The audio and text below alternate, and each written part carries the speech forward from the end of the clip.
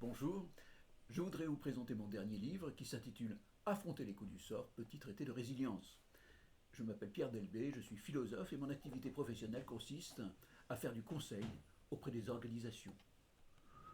Pour expliquer l'origine de ce livre, je dois ajouter que j'anime depuis 2018 des cafés philo pour une association qui accompagne des personnes sortant de prison et qui ont besoin de se reconstruire. Mon éditeur était au courant de ce travail.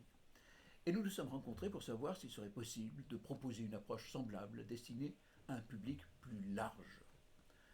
Tant de personnes ont en effet besoin de trouver des clés pour mieux vivre les coups durs rencontrés dans la vie. C'est ainsi qu'est né ce livre.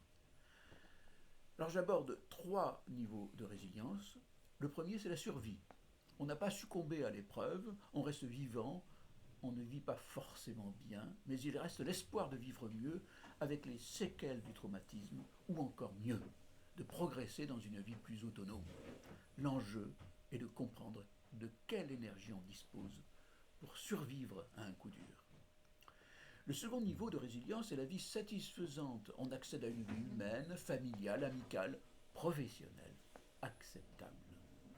On ne vit certes pas comme avant, mais tout de même, le gain de progression depuis le traumatisme est appréciable. Cela suppose de comprendre les différentes stratégies que l'on met en place spontanément pour faire face aux épreuves et d'évaluer celles qui sont les mieux adaptées pour soi.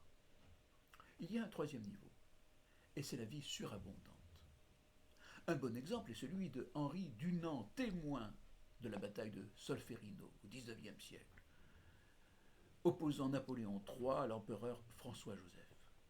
Il est traumatisé par ce qu'il observe sur les champs de bataille et il le restera probablement toute sa vie.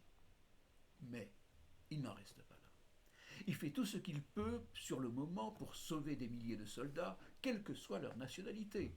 Et déçu de n'avoir sauvé qu'un faible pourcentage de blessés, il décide de vouer sa vie aux blessés sur les champs de bataille. Et il va ainsi créer la Croix-Rouge.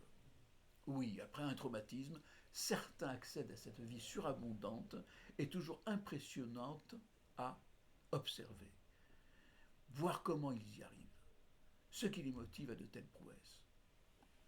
On ne les imite certainement pas, mais on peut trouver en eux des conseils précieux pour affronter l'adversité.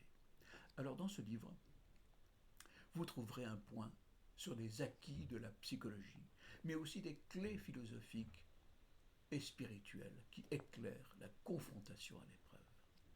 Surtout, j'insiste sur des témoignages, des expériences, des exemples concrets pour rendre ce livre le plus accessible possible.